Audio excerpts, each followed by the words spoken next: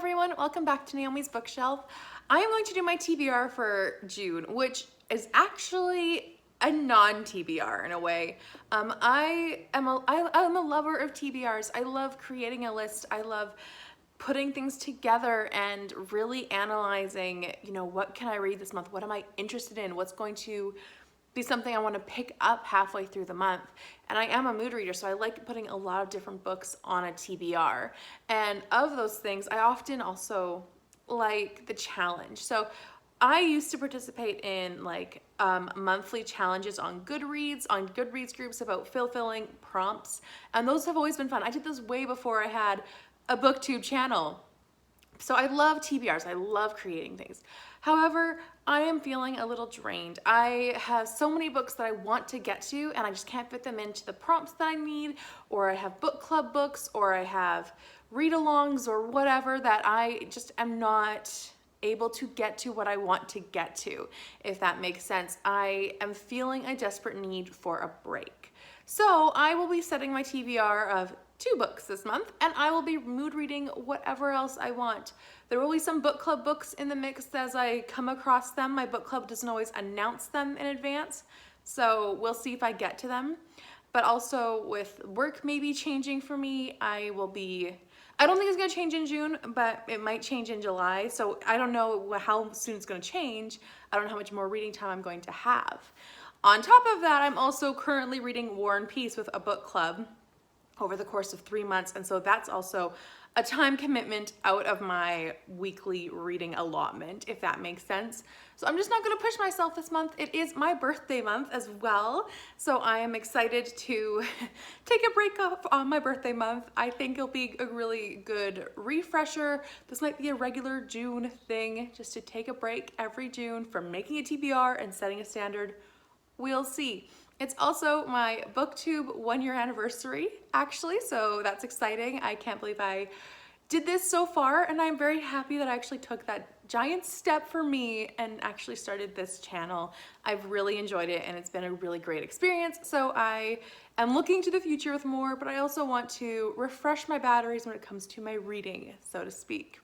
So we're gonna talk about the books that I have dead set planned, and after that we will not have a TBR, I guess. Now, a fun fact about me that if you've been here for a little while, you probably know, I don't hide it and I am pretty open about it, is the fact that I have chronic migraines. I technically have daily chronic migraines, which means every day I wake up, I have a migraine. Now, this is important to me because June is Migraine and Headache Awareness Month, and that is something where we want to bring light to the fact that a lot of people have migraines and headaches. The number is actually 1 in 4 people have migraines or headaches.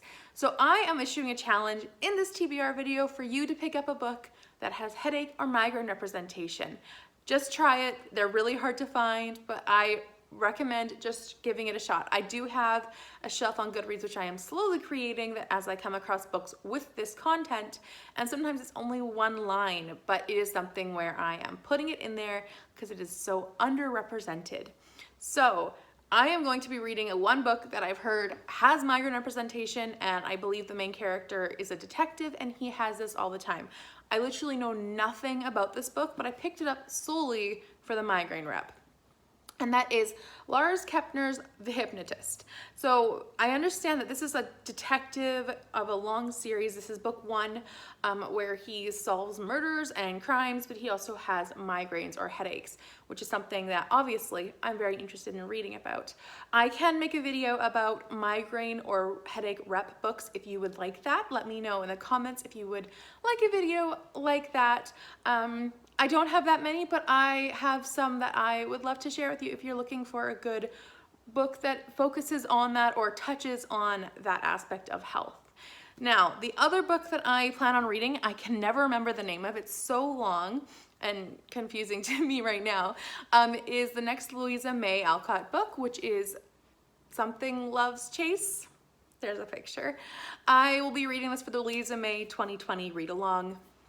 I think it's a more scandalous tale that Louisa May Alcott wrote when she was writing for publishers and just trying to sell work. So that is what is the next book on that, and I really don't have any set books for the rest of the month. I will be doing a Shakespeare play. I'm not sure which one. If you want to leave me a suggestion, I am not a big fan of the comedies, but I am interested in watching more of them. So if you can find any one of them, that would be awesome if you'd let me know. Also, if there's any with headache migraine representation, I would love to watch it this month. Let me know if there's anything like that in the comments. Or an Agatha Christie. I don't have a pick for that one yet either. I do read one a month, and currently I'm not set on which one I'm going to read. I might just reread Death on the Nile. Let me pull it out.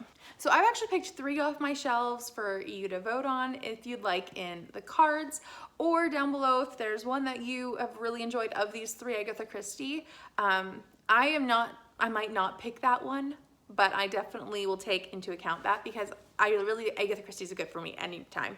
So the first one is Death on the Nile. Like I said, I might reread this one, as this one is supposed to be coming out as a movie in November. I'm not sure if it will, obviously, due to this whole coronavirus and the publication or the movie theaters and film and industry and all that. But this one is coming out. I am not sure if I'm going to enjoy the movie.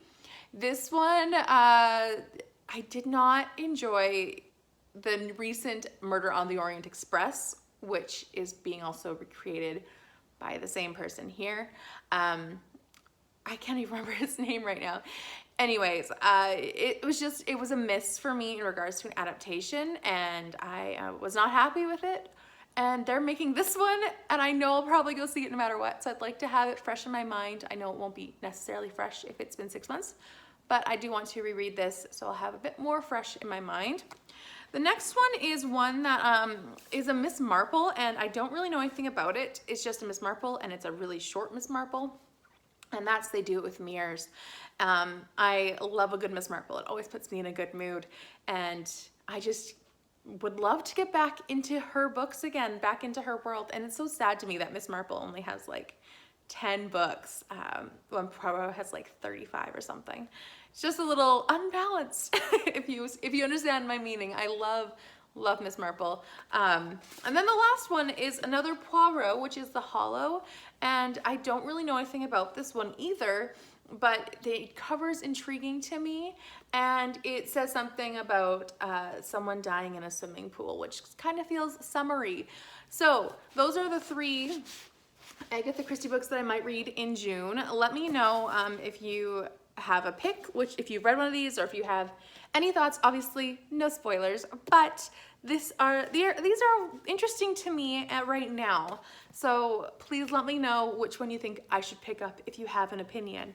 Now, in regards to anything else, I don't have anything else. I just really want to spend this month enjoying my time, refreshing my batteries, as I said, in regards to reading, and just really embrace the slow, methodical pace of just picking up whatever I want.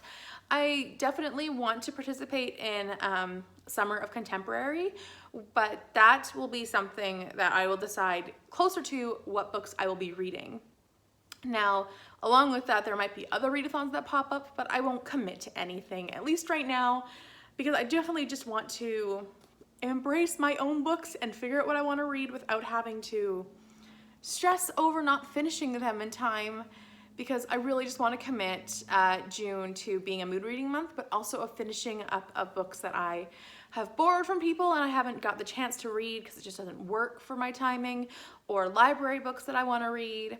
Also other things like top priority books that I just haven't been able to get to, like, for example, like this one.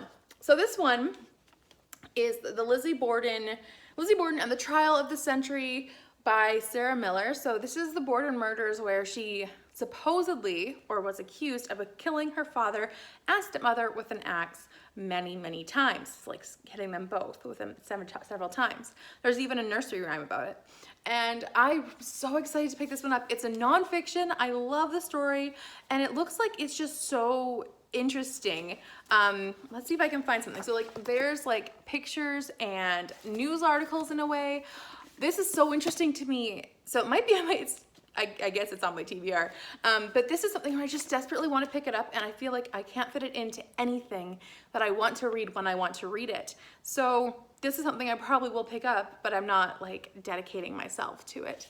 And I know like TBRs can be broken. I have no problem saying I want to read these books and then changing it up. Just look at my April wrap up if you want to see that. But I like to follow somewhat of my TBR. And so this time I feel like if I do that, then I will feel restrained and tied in. So basically what it comes down to is no TBR aside from the 2 books, an Agatha Christie and a Shakespeare, which are to be determined.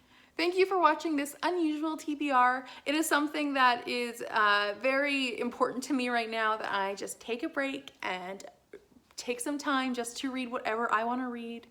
I hope that you have a great June reading month as well, that you had a great May reading month. Please let me know down in the comments what you're reading this month, or if you're going to pick up a migraine related book, because I would really like it if someone or several people took this challenge and really tried to find a book, because there's so little representation of migraines or headaches, and it is just something that I feel like needs to be rectified in the world. We have so much in regards to other illnesses, but we have very, very little in regards to headaches or migraines. So that's just my little mini 2-second rant about migraines and books.